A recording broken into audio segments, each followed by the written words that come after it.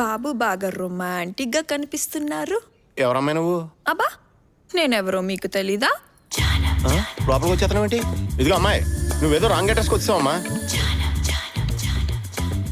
మీరు కెమెరా ముందే కాదు వెనకలు కూడా బాగా యాక్ట్ చేస్తారు. అలా అనేసేమంటమ్మా, అసలు నువ్వెవరో నిజంగా నాకు గుర్తురాట్లేదమ్మా. గుర్తుకు రావట్లేదా? నిజమమ్మా. నేను గుర్తుకు తెప్పిస్తాగా. తెప్పించి. బెడ్రూమ్ ఎక్కడా? బెడ్రూమ్ అక్కడ ఉంది కానీ అసలు ఎందుకని నువ్వెవరమ్మా? నేనా? అమ్మాయి అమ్మాయి అమ్మాయి అమ్మాయి వద్దమ్మాయి, అమ్మాయి అమ్మాయి అమ్మాయి ఇది తప్పమ్మాయి, అమ్మాయి అమ్మాయి అమ్మాయి ఇలా మీద తప్పమ్మాయి, అమ్మాయి అమ్మాయి అమ్మాయి ఇలా టైం కాదమ్మాయి. ఛీ, నీది బతికేనా? బతకడం ముఖ్యం కాదు, మనిషిలా బతకడం నేర్చుకో, మనసుతో బతకడం నేర్చుకో. ఈ డైలాగ్ ఒకసారి నేను చెప్పానా? ఎక్కడ చెప్పానా? వెళ్ళాక ఫోన్ చేస్తావుగా, అప్పుడు చెప్తా. అబ్బాయి నువ్వు వెళ్ళాక నేను కాల్ చేస్తానా? తింటావు, నాకేం అవసరం. Sir coffee. రైటర్స్ అందరినీ ఒకరి తర్వాత ఒకరిని రమ్మని చెప్పు. సరే సార్. ఇదిగో ముందుగా సామూర్తి గారిని రమ్మని చెప్పు, ఆయనకి అసలే పట్టింపు ఎక్కువ. అలాగే సార్. ముందుగా మీకు కంగ్రాట్స్ అండి. ఎందుకండి? ఎందుకంటారేంటండి, feeling star Pritam Kumar dates మీ దగ్గర ఉన్నాయంట కదా. అవుననుకోండి. హీరో ఎవరైనా గాని మా బ్యానర్ ఇంతవరకు మంచి కథల్ని నమ్ముకున్నాను. ఆ విషయం వదిలేసి మంచి కథ చెప్పండి సామూర్తి గారు. అలాగేనండి. ఓపెన్ చేస్తే ఓ మారుమూల గ్రామం,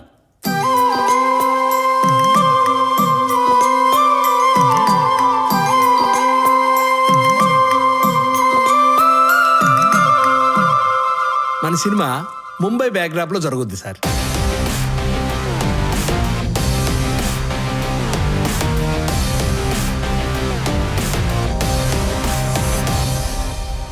ఒక అనాథాశ్రమం మీద ఓపెన్ చేస్తే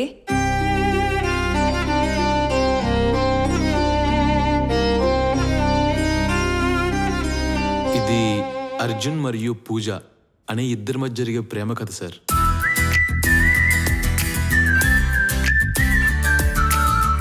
ఓపెన్ చేస్తే రాత్రి సమయంలో ఊరవతల ఒక పాడుపడిన బిల్డింగ్,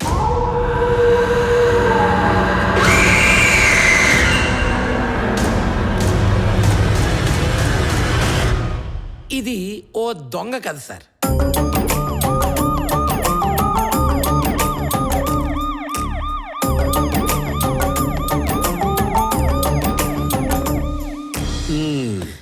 ఎలా ఉంది సార్? బయట వెయిట్ చేయండి. అంటే బానే ఉందా సార్? బయట వెయిట్ చేయండి. ఉందా సార్? అన్ని కథలు మస్తున్నాయి. మీరు ఏ కథ, ఈయనకి నేను చెప్పేది వినపడదు కదూ. అన్ని కథలు మస్తున్నాయి. ఇప్పుడు ఈ చలపతి ఎవరి కథ ఓకే చేస్తారో చూడాలి. అవు ఇంతకీ ఆ రైటర్స్ ఏం చేస్తున్నారు చూద్దాం పదండ్రి. పదండి సార్.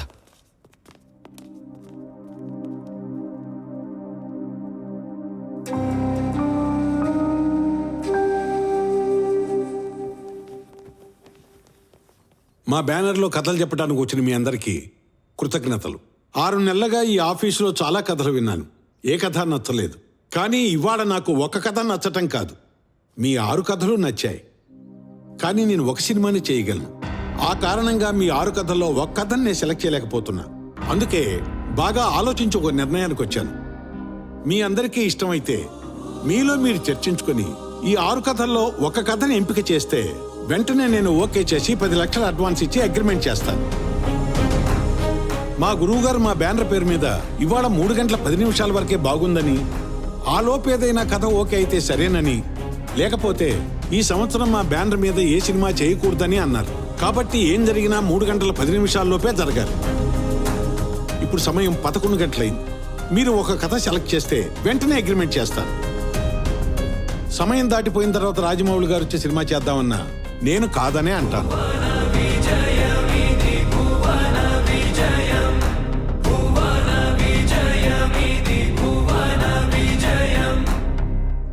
ఈ కండిషన్ నాకు ఓకే సార్.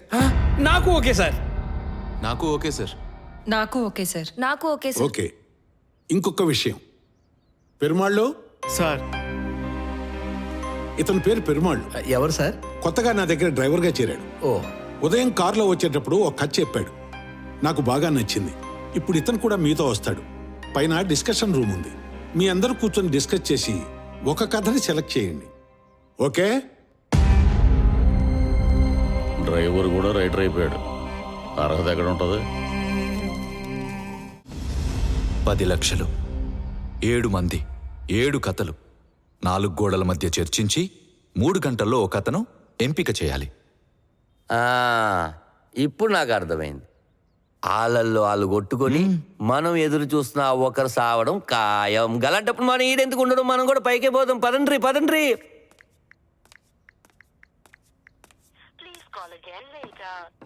రే సార్. నీ హీరో గారు ఫామ్ హౌస్కి వెళ్తున్నాను, నువ్వు ఇక్కడ రైటర్స్కి ఏం కావాలో జాగ్రత్తగా చూసుకో. సరే సార్. ఒక్క పని సరిగ్గా చేయటం రాదు, ముందు అవన్నీ ఎత్తు, పైన పెట్టు. నమస్తే సార్. నారాయణ, కథ ఓకే అయింది. నేను హీరో గారికి అడ్వాన్స్ ఇవ్వడానికి ఇప్పుడే బయలుదేరుతున్నాను. ఇప్పుడు వచ్చారు, రేపు రండి. లేదు లేదు, ఇవాళ మధ్యాహ్నం మంచి ముహూర్తం ఉంది, ఆ లోపు హీరో గారికి అడ్వాన్స్ ఇచ్చేసేయాలి. ఇప్పుడే బయలుదేరుతున్నాను నేను. వీళ్ళకి డబ్బులు తీసుకోవటానికి కూడా ఒళ్ళు బరువు అనుకుంటాను.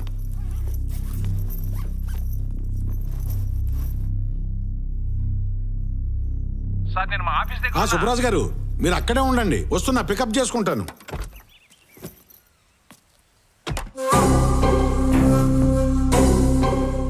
బ్యాగ్లో ఉన్న ₹1,00,00,000 కొట్టేస్తే లైఫ్ సెట్ అయిపోతాయి.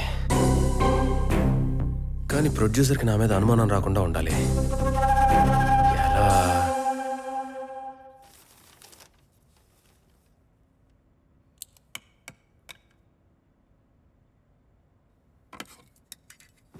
ఆలోచించడానికైనా ఓ అర్హత ఉండాలి. మీరు ఎంత ఆలోచించినా చివరికి ఓకేది నాకదే. ప్రొడ్యూసర్ గారికి నేను కథ చేస్తున్నప్పుడు కళ్ళల్లో ఒక హిట్ సినిమా చూసిన ఫీలింగ్ కలిగింది. తలా ఒక 10వ పరకో పాడేస్తాను, టైం వేస్ట్ చేయకుండా నాకదే ఓకే అని చెప్పండి. ఎగేసుకుని వచ్చేసారు. మీ కథే బెస్ట్ అనుకోవటం మానేసి అందరి కథల్లో బెస్ట్ కథని ఎలా ఎంపిక చేయాలో అది ఆలోచిస్తే మంచిది. అవును సార్, నాకు కూడా ఎందుకో మేడం చెప్పిందే కరెక్ట్ అనిపిస్తుంది. మనం గ్రేట్ అనుకోవడం ఓకే అండి, కానీ ఎదుటి వాళ్ళు తక్కువ అనుకోవడం ఇస్ రాంగ్. ఓహో, అప్పుడే మీరందరూ గ్రూప్ అయిపోయారా? ఆయన ఇక్కడ చెప్పింది యాక్షన్ ఎంటర్టైనర్ అయితే ఓకే, అయితే నా గురువు గారిది అవుద్ది, లేకపోతే నాదవుద్ది. అంటే మగవాళ్ళు రాస్తే కథ, ఆడవాళ్ళు రాస్తే చెత్త, అదే కదా మీ ఉద్దేశం? అలా ఎందుకు అనుకుంటారండి? ఎందుకంటే ఆడ మగ పోటీ పడినప్పుడు ఆడదాని గెలుపుని ఏ మగాడు ఒప్పుకోడు, అందుకు. అయినా ప్రతి మగాడి విజయం వెనక ఒక ఆడదుందంటారు తెలుసా? అక్కడ కూడా వెనకే ఉంది అంటున్నా. నువ్వేం మాట్లాడవా? నేనేం మాట్లాడు, నాకు కదే మొత్తం మాట్లాడు. అబ్బో, బేస్డ్ ఆన్ రియల్ ఇన్స్టెంట్స్. ఇక్కడ బేసిక్ గా ఒకసారి నేను బరిలోకి దిగాక పరిస్థితులు ఎలా ఉన్నా, ప్రాబ్లమ్స్ ఎన్నొచ్చినా, పర్సన్స్ ఎవరైనా, పర్పస్ ఏదైనా, పగలైనా రాత్రైనా, గెలుపు నాదే నాదే. పక్కా నీదేనా? నాదే. అవును. అంత కాన్ఫిడెంట్ గా ఎలా చెప్తావు? Story, screen play, dialogues, direction. Hello, అర్థం కాలే. చుంకర చుంకి చూసారా? అర్థమైంది.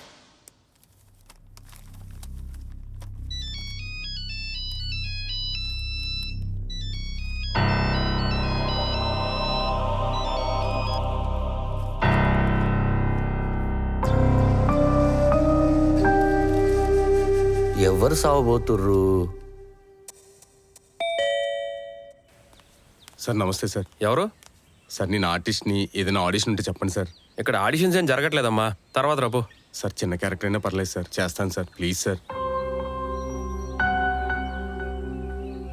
సరే, మంచి వేషం ఇప్పిస్తా గానీ ఈరోజు మా ఆఫీస్ బాయ్ రాలేదు. ఓ 2 గంటలు ఆఫీస్ బాయ్లో ఉంటావా? ఉంటాను సార్. సరే, లోపల రైటర్స్ ఉన్నారు, వాళ్ళకి ఏం కావాలో చూసుకో. Okay sir. ఇదిగో సార్. ఏం పేరు నీ పేరు? లోపల మా గజని ఏం చేస్తున్నాడు ఏంటో.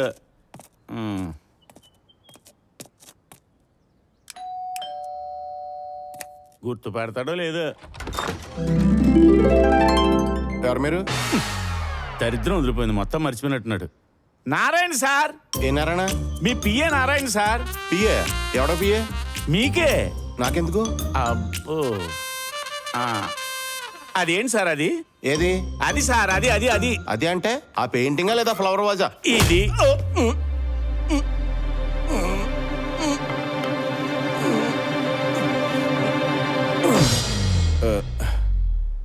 ఏ నారాయణ, ఎప్పుడొచ్చా? ఇప్పుడే. ఇక్కడ ఉన్నాడు, మీరు లోపల రా. అలాగేనండి. దా. అవును, ఆ. ఆ నిసా ఈ రోజు ఫామ్ హౌస్ కొత్తదని చెప్పావు కదరా, ఇంకా రాలేదేటి? రావడం అయిపోయింది, వెళ్ళిపోవడం కూడా అయిపోయింది. అర్థం కాలేదురా. అవునా? అచ్చా, అలా ఎందుకు చేశాను? ఎందుకంటే లాస్ట్ టైం ఓ సినిమా షూటింగ్ లో బిల్డింగ్ పై నుంచి డూప్ దూకుతానంటే వద్దు, నేను రియల్ హీరోని కాదు రియల్ హీరోని అని చెప్పి పైనుంచి కిందకు దూకేశాడు. అక్కడ తేడా కొట్టి తలకు పెద్ద గాయమై మైండ్ లో నరాలన్నీ సిట్లిపోయాయి. దాన్ని ఏదో జబ్బు అంటారండి, పోస్ట్ ట్రమాటిక్ ఎమనేషియా అని. అంటే మరి ఇప్పుడు నిశా రాదా? నిశా కావాలంటే తర్వాత సెట్ చేసుకోవచ్చండి. ఇప్పుడు ఇంకో సమస్య ఏర్పడింది. ఇంకో సమస్య ఏంటది? అదేనండి, మన చలపతి ప్రొడ్యూసర్ లేడు, తన నెక్స్ట్ సినిమాకి అడ్వాన్స్ ఇవ్వడానికి వచ్చేస్తున్నాడు. రమ్మను, ఇందులో సమస్య ఏముంది? అయ్యా, ఈ సంవత్సరం సినీ ఫేర్ అవార్డుల్లో బెస్ట్ యాక్టర్ అవార్డు మీకు కాకుండా వేరే వాళ్ళకి ఇచ్చేస్తున్నారు. ఆ విషయమే సెంట్రల్ మినిస్టర్ తో మాట్లాడడానికి అపాయింట్మెంట్ తీసుకున్నాను. ఈ లోపు ఆ చలపతి ప్రొడ్యూసర్ గారు వచ్చేస్తున్నాడు. ఏం చేయను? అయితే ఈయన రేపు రమ్మని చెప్పు. సార్, ఆయనకు అసలే నమ్మకాలు ఎక్కువ సార్. ఎట్టి పరిస్థితుల్లోనూ మధ్యాహ్నం లోపు మీకు అడ్వాన్స్ ఇచ్చేయాలని వచ్చేస్తున్నాడు. ఆ చలపతిగా నేను డీల్ చేస్తాను, నువ్వు వెళ్ళి అవార్డు సంగతి చూడు. సార్, తేడా వస్తే ప్రాబ్లం అవుతుంది సార్. రాయ్, నేనెవరు? Feeling star Pritam Kumar. తేడా వస్తే స్టార్ ఎలా అవుతాను? వెళ్ళు. ఇది ఇలా తేలి కానీ సార్, ఇందులో నా ఫోన్ నెంబర్ ఉంది. మీకు ఏదైనా డౌట్ వచ్చినా, ఏదైనా తేడా కొట్టినా నాకు ఫోన్ చేయండి. నువ్వు వెళ్ళరా, నేను చూసుకుంటాను. Okay sir. మర్చిపోయాను సార్, వచ్చేది మట్టి చలపతి, గుర్తు పెట్టుకోండి. మట్టి చలపతి. మట్టి చలపతి. మట్టి అది మట్టి. మట్టి చలపతి. మట్టి మట్టి చలపతి. ఈ నారాయణ గారు చెప్పినట్టు మనం మర్చిపోయే ప్రమాదం ఉంది. మట్టి చలపతి వస్తున్నాడు. ప్రొడ్యూసర్ మట్టి చలపతి వస్తున్నాడు.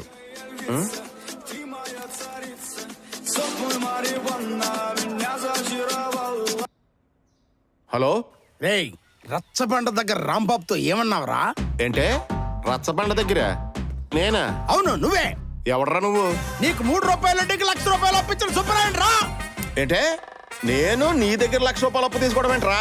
చిచ్చి, స్నేహితుడిని నిన్ను నమ్మినందుకు నాకు బాగా అప్పు చెప్పావురా. ఎవరు నమ్మన్నాడ్రా? డబ్బు తీసుకొని ఎగ్గొట్టడానికి సిగ్గులేదురా నీకు? రాయ్, మర్యాదగా మాట్లాడు. రేయ్, 2 రోజుల్లో తీసుకున్న లక్ష దాన్ని బట్టి ₹2,50,000 కట్టలేదు. రాయ్, కట్టపోతే ఏం చేస్తావురా? కట్టకపోతే నీ అంత చూస్తాను రా.